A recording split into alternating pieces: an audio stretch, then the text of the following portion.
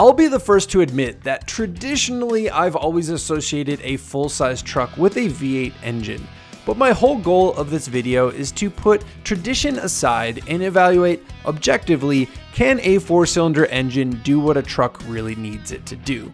Well, that's what we're going to find out today by taking this 4-cylinder Silverado for a drive. The 4-cylinder is of course the most affordable engine option in this truck, although this one isn't exactly cheap at $54,000 with destination thanks to a few options. But such is the state of crew cab 4x4 full-size trucks these days. Let's go over all the features this Silverado offers before taking it for a drive up a mountain to see what it's capable of. Let's talk cosmetics briefly because, well, after all, this generation of Silverado has been around for a long time. You know what it looks like. But what I do want to talk about is this trim, which is the RST. What does the RST get you cosmetically? Well, you're getting these body color painted to match pieces like the front bumper, the grille. Basically where there would be chrome on the base trucks or the lower trim trucks, you are getting painted to match materials, which I do think actually looks really good. Also blacked out bits like some badging, even some recovery points up front, and of course, what package would be complete without a 20-inch wheel? These are of course blacked out here. But like I said, I think this looks pretty good and it's way better in chrome, but I'm not much of a chrome guy. What do you think? Leave a comment down below. This right here is why I was curious to drive this specific Silverado, because this is the 4-cylinder turbocharged engine. I've never driven a 4-cylinder full-size truck before, so I'm very curious what it's going to be like. With the RST trim, you can get all the way up to the Big Daddy 6.2 liter V8 engine and basically everything in between. There's baby diesels, there's a 5.3 liter V8. You can choose whatever you want. Of course, this is the base one and the cheapest version. So I'm very curious to drive it. Now, even though it is a 4-cylinder, it actually makes really good power, 310 horsepower and 430 pound-feet of torque. It is a relatively large displacement for a 4-cylinder at 2.7 liters. So yeah, I'm just gonna be super curious how that equates in a massive truck. Now, the other thing that you should know is this comes with an 8-speed automatic transmission, and you could probably tell by the stickers, this one is also 4-wheel drive. Now, the last thing that we need to talk about, of course, is the benefit of a smaller engine is fuel economy. This is rated at 17 city, 20 highway, and I've actually been really impressed by the real-world numbers that I've been able to get with this truck. A quick note about payload and towing capacity: because there are a massive amount of ways this truck can be configured, think bed size, cab size, 4-wheel drive, etc., there are small differences in capacity by engine. Here's a table that you can reference for all the numbers, but know that the 4-cylinder you're going to get over just about 2,000 pounds of payload and 9,000 pounds towing in most configurations. Just like the exterior, not a ton different in here, but I'm going to give you the cliff notes of what's important about these Chevys. I think while they lack the sort of flair or just overall wow factor that things like the Ram have, or even the Ford to some extent with, just giant screens, what it lacks in that, it makes up for in functionality. And that's why this is a nice experience or a nice place to be in. Everything is frustration free. As much as the Ram looks cool with that big screen, I really find that menu structure very annoying, slow to respond. I much prefer to use this. So yeah, it doesn't look nearly as cool depending on who you ask, I guess. But you just still get a decent sized screen here. The menu structure is so simple. Physical buttons to turn off things like lane centering, which is, you don't have to go digging through a menu. I also love when they implement features like these auto down, or I should say all 4 windows down with one button. I love that kind of stuff, and everything temperature related, heated seats, AC, all this stuff is operated with buttons and knobs right here. So it's just frustration free. I think the materials are okay. Some of the other trucks do materials better, but this is, after all, on the cheaper version of this style truck. I would say my biggest complaint in here is sort of the lack of storage for drink bottles, at least larger drink bottles. You have 2 drink storage here and you have a couple in the door card, but they're small. I can't fit my Nalgene in them. That's a bit of a bummer. I do like how this can become a seat, so you can rock with somebody in this seat, like a child, if you really need to fit like a bunch of people in this thing. I think that's pretty cool. There's a lot of storage itself, but in terms of like just the fitting drink bottles, there isn't. This one doesn't have Super Cruise, pretty base, and the fact that it doesn't also have even adaptive cruise is pretty wild to me. Chevy, what are we doing? $54,000 and no adaptive cruise. Even a base Civic has that. So that's the biggest bummer. The seats, this is the Crew Max. There's so much room back there. I'm 6'1". The seat is fully back. I fit behind myself with a ton of space. So let's take this thing for a drive and see what it's like out on the road, because really we want to find out how that 4-cylinder engine operates.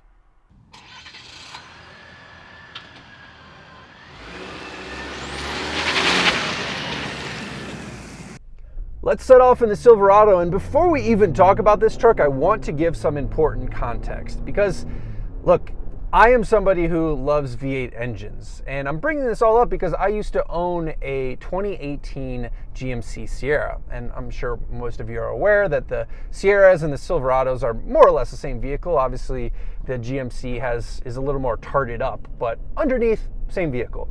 And my truck, the reason I bought it was the 5.3 liter V8 engine, and I looked at that as being tried and true and reliable, and I personally associate V8 noises with, or had associated V8 noises with full-size pickup trucks. And that car was great to me. The only reason I sold it, I say car, that truck was great to me. The only reason I sold it is because I was no longer towing, just had no reason to be hauling things around. So now enter this thing. And I say all this because, once again, my mind is thinking, I always have associated V8 noises with trucks, or at least trucks with V8 noises. And what's crazy is, it did not take me very long. Admittedly, right off the bat, it was like, well, this is strange. This sounds like a rattly 4-cylinder, for the most part, that, a Honda Civic would have. A little bit of a deeper tone because it's got more displacement, but along the same lines. But what's crazy is like how quickly I got over that. I really thought that this was something that was going to bother me after, driving this thing for a week. And I just frankly don't even think about it. Don't get me wrong. Still love V8 noises. Don't get me wrong. V8 still sounds better than this. But in terms of outright absolute functionality, there's no reason to not use this engine, at least for like day-to-day driving. And in some cases, which we'll talk about, this might even be better than the V8. So here's why I say this. The V8 engine and this 4-cylinder engine differ, of course, with displacement, but this thing has so much torque. Like, you associate V8s with torque. This thing, you like barely put your foot down and like a wave of torque comes on. And what's crazy is it doesn't even have to spool up that much. I guess what I was expecting is, a high-strung 4-cylinder turbocharged engine, you're gonna have to like really wait for the power to come on, but I barely have to put my foot down, and it motivates the truck so well. GM has done an amazing job at, I'm not gonna say eliminating turbo lag, but like greatly reducing it, so that this does feel like your traditional torquey truck driving experience. And of course, that's what you want, specifically when it comes to, towing and trailering things like that. So the tuning is really impressive. You really feel that 430 pound-feet of torque. And here's the crazy part.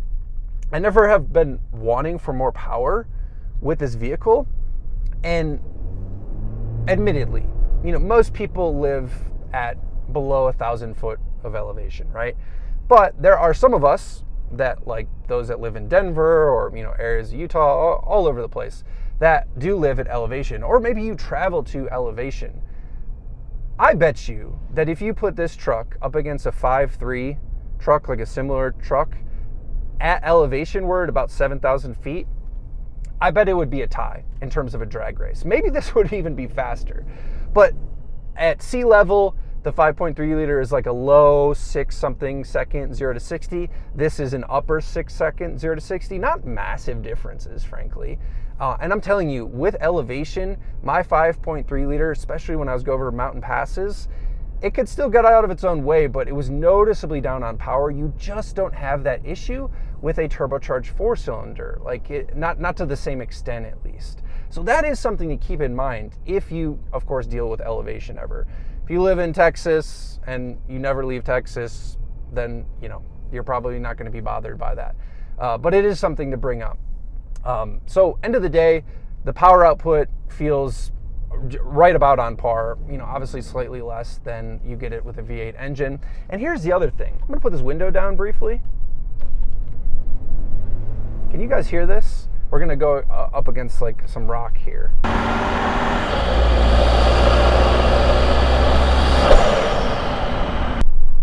Turbo noises. While this doesn't have, of course, the character of a V8 or a rumble of a V8, it does have its own unique character with the turbocharged noises. In fact, it sounds like a diesel truck level of whistle that you get from this turbo, which I find quite endearing. And once again, no, it's not like as endearing as a V8 noise, but it does have its own character. I feel like I'm apologizing for this engine somehow, but I'm just like very impressed by it. And I think the reality is that if you just drive a truck on a day-to-day basis, like you can absolutely tow with this thing. It tows 9,000 pounds, but if you're just driving a truck to drive a truck because you like the way they look, or you want to haul your kids around or whatever, or I mean, like this thing can do some serious towing as well. Like this is a great way to save on fuel. Fuel has gotten quite expensive, and it's doing better than my V8 personally did. I'm getting over 20 miles to the gallon, and I'm not just driving on the highway. If 5.3 downhill, tailwind on the highway, yeah, you can do over 20 miles to the gallon, but I've mixed in plenty of road driving here. Now, I do want to talk briefly about the rest of the truck, because there is a whole rest of the truck besides this engine, although that has been the focus for this video. I don't frankly understand this RST trim. I mean, I guess I understand it because most people drive on the road and they say this is tuned more for pavement driving than, off-road driving or dirt road driving. And, that's what most people are doing, but it is firmer than the regular truck. And I just don't understand why you want your truck to have a sport tuned suspension. That's just me. That's going to be up to you. So that part of the RST I don't really understand. Of course, I do like the looks. I like all the painted to match trim. So that's going to be up to you. I could go without this sport tuned suspension, frankly. But the rest of this truck, the transmission is an 8-speed versus the 10-speed that you get in the V8s. And I think part of the reason the V8s are faster at 60, frankly, is because of the 10-speed. They have more gears and tighter space gears, so maybe there's a lot of that down to that as well. But this 8-speed never had a good rap. I mean, and rightfully so. Early on, it had really stuttery problems and shuddered. I don't think they outright broke very much, but they just didn't operate well, and there was a class action lawsuit. Look, I don't know what the long term holds for this 8-speed transmission, but this vehicle has 8,000 hard press car miles, and 8,000 miles on a press car is not like 8,000 miles on a regular car, trust me. And it has been absolutely flawless.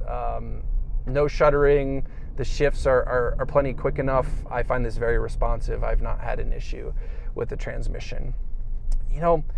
It drives well. Of course, it doesn't drive too dissimilar to my old GMC Sierra, although it definitely feels more rigid. You feel the newer chassis feels a lot more rigid.